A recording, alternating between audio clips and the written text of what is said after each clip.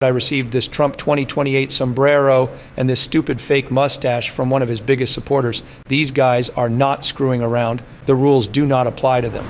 So Gavin Newsom is absolutely fuming tonight after President Trump announced he will be deploying the California National Guard against left-wing anti-ICE riots happening in Portland, Oregon.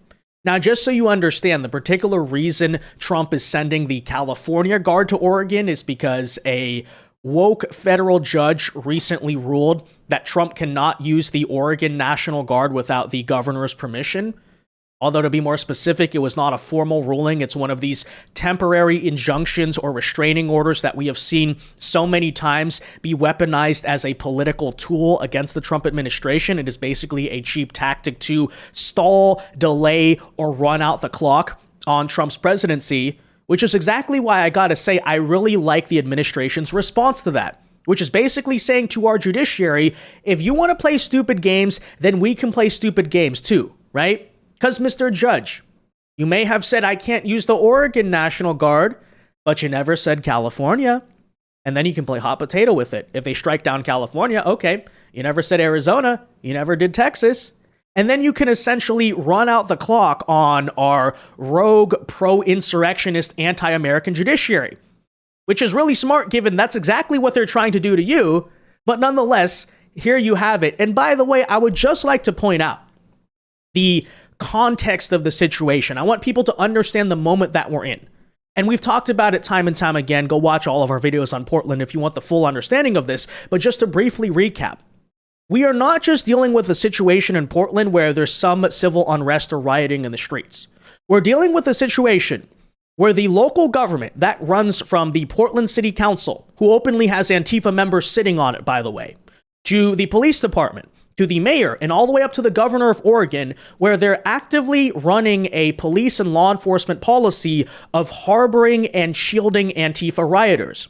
And by the way, again, even elected members of the Portland government are encouraging the left-wing terrorists to know how to basically avoid arrest and law enforcement when they break the law.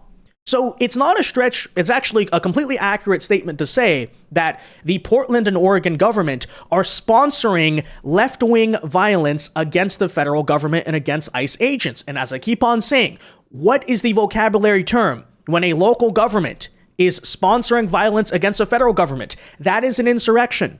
That's why I've been saying that Trump needs to invoke the Insurrection Act, but that's why I furthermore think it's ridiculous that some judge can just step in and say, no, the governor who's like leading a rebellion against the federal government, it's up to her whether she wants to, use the National Guard or not. It's insane. But that said, we'll tell you about it in today's video, and I also want to highlight the constantly whining, grandstanding response from Gavin Newsom, who, much like J.B. Pritzker, much like Tina Kotek, the governor of Oregon, are basically trying to claim that there is not a situation happening in Portland, and this is just federal overreach, and there's no reason whatsoever Trump could be doing this. So that's exactly why I want to tell you the story today by reacting to the News Nation coverage of the situation, because frankly, I'm so tired of trying to explain this time and time again or show you the same clips and say, look, there's violence happening in these streets. But very nicely here, News Nation basically shows the B-roll on the side of the screen while they're talking about how Democrats are saying that nothing is happening. And so this really just does tell you everything you need to know. So that said, let's take a listen and learn currently what is happening between the California National Guard and the anti-ICE riots in Portland, Oregon. Right now, gold is trading at an all-time high, smashing past even the most bullish forecast that Wall Street made for 2025. Gold and silver are having a breakout year, and it's happening because tariffs, wars, and shifting global alliances have changed the ways that dollars are used worldwide. We're entering a volatile new era. China, Russia, and their allies are finding ways to transact outside the dollar system while the West struggles under massive sovereign debt. In this chaos, gold and silver are leading all other assets, with record central bank demand pushing them to the forefront. And in this historic boom, I believe we could be looking at a Netflix versus Blockbuster moment for the gold industry. Think about it. Blockbuster's business model collapsed when Netflix offered the same movies, but through streaming. The delivery mechanism improved, and as a result, Netflix went from $1 a share in 2002 to over $1,200 today. The same thing could be happening right now with gold. ETFs made gold mining easier in the 2000s, just like Blockbuster made movies accessible. But ETFs have massive flaws. People doubt whether they're truly backed. They're not available in dozens of countries. Audits are often distrusted, and they charge management fees. Enter StreamX, who is the sponsor of today's video, currently listed on NASDAQ as STEX, who are aiming to disrupt the entire commodities ETF model. This is the brainchild of billionaire mining tycoon Frank Gristra and mining legend Sean Rusin.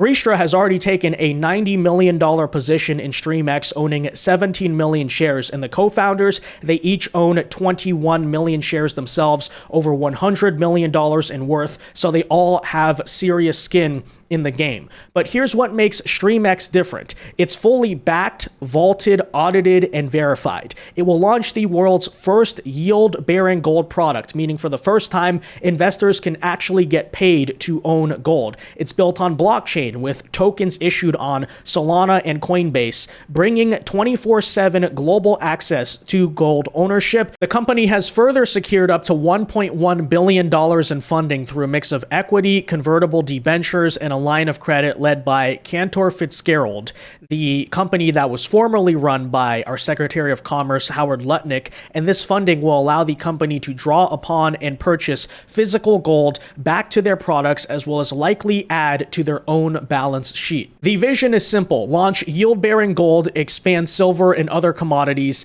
and give global investors a secure, transparent, and profitable alternatives to ETFs. This could be the Nokia versus iPhone or Blockbuster Netflix moment for gold. ETFs may one day become obsolete, and StreamX wants to become the next big thing in commodity investing. A fintech revolution in gold and commodities could be starting right here. That's exactly why I encourage you to do your own research on StreamX. This is not financial advice, but be sure to go check them out and learn more for yourself. All right, we're taking a closer look at Portland now. President Trump speaking out against officials in Oregon after a federal judge there blocked him from deploying the National Guard to Portland.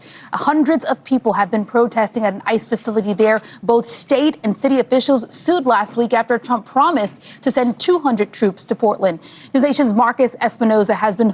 Yeah, so before we even get into it, I mean, first of all, they're not even showing the worst of it on the screen. But according to Democrats, even this is not real at all. And I secondly want to highlight, yes, the fact that this lawsuit particularly was brought by city and state officials from Oregon, who, will recap and repeat again, have an active police no-go zone policy outside that ICE facility. They will not respond to any 911 calls. We've covered and documented that, by the way. Local residents are phoning in 911 for assault cases or noise complaints. The police basically just say, we're not even allowed to go there. Meanwhile, Tina Kotek, the governor of Oregon, gets up on the camera and tells you that Portland is a safe, vibrant city. And the reason I don't want National Guard, in her words, is because our local law enforcement is handling it. Then meanwhile, on the ground, the local law enforcement, far from handling it, is actively saying we won't even show up to the scene. And then simultaneously, as I just said in the last video about Pritzker, what does it tell you when they refuse to use their own police to respond to violence against ICE, but then furthermore try to sue and stop you when Trump basically says, okay, let's use federal resources to protect the lives of ICE? Because they're sponsoring and encouraging the violence against ICE. Don't care about what they say about, oh, Democrats condemn violence, we're a peaceful party. Judge them by their actions. Their actions are very clear here. Just keep that in mind. Again, that's why I say insurrection, the only proper label to be used. Portland. NewsNation's Marcus Espinoza has been following the movement really closely. Marcus, this has developed over the last, couple of days and certainly hours. Yes. What's the latest? I think today it really developed a lot, right? Between a war of words between the president and these governors and these states. So there's a lot to get into here. Intensifying, that's what it is right now. That's what things are as this fight over the use of federal troops in cities like Portland drags on and resistance to those orders grow. The president not holding back in why he believes this is necessary, saying earlier today, Portland is burning to the ground. Take a listen. It was amazing. Portland is burning to the ground. It's insurrectionists all over the place. It's ANTIFA. and yet the politicians who are petrified. Look, the politicians are afraid for their lives. That's the only reason that they say, like, there's nothing happening. And you've seen it. The place is burning down, and they pretend like there's nothing happening. So we'll take a look at the order. We haven't seen the order yet. And you know what you're going to hear from the Democrats in response. They're going to post a picture of a 3-block radius in Portland and say, it's not on fire. It's noon and things are perfectly safe. Nothing to see here, guys. Yeah, that's already coming. So President Trump also took a swipe at Governor J.B. Pritzker. They're saying Chicago is out of control and that the governor is, quote, afraid for his life. The response coming hours after the Oregon ruling that blocked Trump's plan to federalize the state's National Guard, finding no danger of rebellion. The White House has already filed notice of appeal. Homeland Security Secretary Kristi Noem taking direct aim at Governor Pritzker, tweeting, quote, sanctuary politicians like him are working against law enforcement. Meanwhile, Governor Pritzker is firing back, calling the administration's plan to federalize 300 Illinois guardsmen outrageous and un-American. And the tension is spilling onto Chicago's streets. We've been reporting on that. Federal officials say Border Patrol agents opened fire on a woman after their vehicle was rammed and boxed in by about 10 cars on the southwest side. Homeland Security says the woman, armed with a semi-automatic weapon, tried to run agents over before being shot. She drove herself to the hospital and is now in FBI custody. Officials say it's tied to Operation Midway Blitz. Right, and we covered this in the last video. But just to briefly remind you, Democrats actually are looking at this situation and saying, how could Trump possibly have any reason to want to use the National Guard, right? You wonder why, Democrats? This is why. Because your own voters keep on committing violence against ICE, whether that's rioting or in some cases like this, yes, like a targeted hit or attempted assassination. It's far from the first one. Mention Dallas, mention foiled attempts in other places. I think New York, there was another situation where someone tried to shoot someone, etc., etc. It goes on. It has not stopped. But again, this all ties back to what central theme? If you refuse to deploy the Guard and you also refuse to use your own police but then you claim everything's fine, no, you're trying to, of course, incite violence. That's the situation here. That's the deal. The administration's large-scale immigration enforcement effort that's already led to hundreds of arrests across Illinois. So right now, tensions indeed are high. Lots of arrests are happening. People are bringing semi-automatic weapons to these protests that are supposed to be peaceful. So I think right now, everyone on edge. Yeah, I mean, it just seems like things are escalating. To that end, what do we know about the latest when it comes to the national troops actually being deployed? Is this something that's going to be followed through with? I think that's a difference between orders and what's actually reality right now. There's this distinction there. So far, Guard units have been authorized in Chicago, Washington, D.C., Los Angeles, and Memphis, part of what the administration calls a whole-of-government approach. But Illinois Guard members, they still remain under state command, at least for now. As Governor Pritzker, he continues to resist federal control. Officials say most cities involved, they're still relying on federal agents and task force officers, not National Guard troops on the ground. So this is a fight over who controls the response, and it's only intensifying between D.C., Illinois, not to mention Portland. Who knows if another... And needless to say, it's not enough, because you can see that in some of these cases. ICE is overwhelmed. You know, and then furthermore, even though if you do deploy the National Guard, the biggest issue as well is jurisdiction. Because you can protect a federal facility fine, but what do you do when left-wing rioters down the street are just waiting, as we've seen, by the way, for your car to leave the facility and then they come and attack it? So this is also where there needs to be a way to basically say either federal troops or federal agents have more broader policing powers in local areas, or somehow get the local police to do it.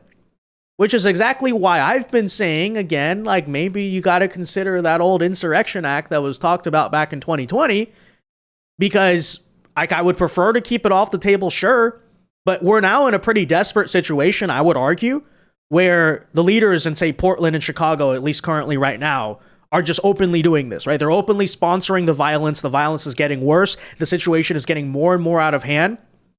And unless you basically take federal control of law enforcement, then there's going to be more violence and there's going to be more problems as a result, right? The easiest way to stop the situation is find the ways to basically federalize the city the way you federalize DC, which is a lot harder. But again, that's why you got to probably deploy some old 1800s laws. And some people say that's too far. They say you're kind of crazy for saying that. But again, I'm saying the term Insurrection Act because we're watching an insurrection. I repeat, it's not just about the violence in the streets. It's about the fact that the local governments are coordinating and sponsoring the violence in the streets, which again defines what? Insurrection against the federal government. Stop. I'm not even going to use the term sanctuary city that much anymore, to be honest with you. Insurrectionist city. That's the way you really need to see it at this point. And it's a serious situation, right? It's no longer a case in America where the liberals are just like these naive hippies who love the flowers and their ideas are kind of like strange and not pragmatic, but they kind of genuinely want the best for people. No. Like we're dealing with like violent communist lunatics out in the streets right now. And again, that's why you have to take control of the situation. And if the governors are going to get in your way, maybe certain things have to be considered. I'm just saying. Your city gets involved in this, so it's a tug of war between federal power and state power, and that's spilling out into our streets throughout the country. And in one way, it's how this country was meant to run, where you have these states able to push back and stand up if they want. We have an overreaching federal government. So you're seeing that play out right now, what the founders wanted. We'll see what happens actually and who has the right to do what. Yeah. That's playing out live in front of our eyes. This is democracy is messy. This is really unprecedented. So this is interesting. All right. Thank you so much, Marcus Espinoza. George Washington put down the Whiskey Rebellion. I'm just going to bring that up. Like, I'm pretty sure the founding fathers did not want for violent communists to be committing violence again against the federal government on behalf of local politicians. Okay. But all of that said, of course, now we have the response because California Governor Gavin Newsom said on Sunday that he will sue the Trump administration over the deployment of 300 National Guard personnel to Oregon. And keep in mind, we're talking about 300 people here, right? It's not like he's mobilizing the entire state, but this is authoritarianism, guys. He's going to take over the entire state of Oregon, according to Newsom, with 300 National Guard members, right? Like, okay, sure. And this is the statement, by the way, quote, breaking, we're suing Donald Trump. His deployment of the California National Guard isn't about crime. It's about power. Oh, really? So here we go again. You know, there needs to be something, and maybe a new term, either riot denial, or I really like the term violence denial going on by these Democrats, you know? Because they want to call us all these things, right? Science deniers, climate change deniers. How about like violence denier? Or reality denier, terrorism denier, whatever it is. Because time and time again, every single one of these Democrat politicians just tries to basically campaign on the very winning message that everything you're seeing in front of your face isn't actually happening, right? 2 months ago, they were saying crime is down when it's actually up. Crime denier, that's another term, right? Now they're saying left-wing violence is down, even though we've seen a bunch of left-wing violence in the past month. So, you know, I don't know. You guys can come up with the terms for that, the vocabulary words to throw at them in the comment section down below. But anyways, it's not about crime. It's about power. He plans on using our military as political pawns to build up his own ego. Really? I think he's already the president. I think someone else is using a lawsuit to build your own ego for trying to become president in the future. Don't know who that could be, Gavin Newsom. But nonetheless, you know, it's really funny as usual how these people play such big time victims about this. And my response to California, my response to Oregon is, okay, have you guys tried not committing violence, right? Hey, leftists, if you don't like the National Guard, have you tried not rioting and constantly trying to kill ICE officers? And to the governors and mayors of these jurisdictions, have you tried actually cracking down on violence instead of allowing it? You know, it's like, once again, a situation where leftists face very basic consequences for their actions and then are shocked to find out that they exist, right? The overgrown children theory I keep spreading. You know, these people are like toddlers. Like, they break something and they don't understand why, and then they cry when they get put in timeout or grounded or whatever, right? Because they're too, like, their brain's not developed enough yet to truly understand it.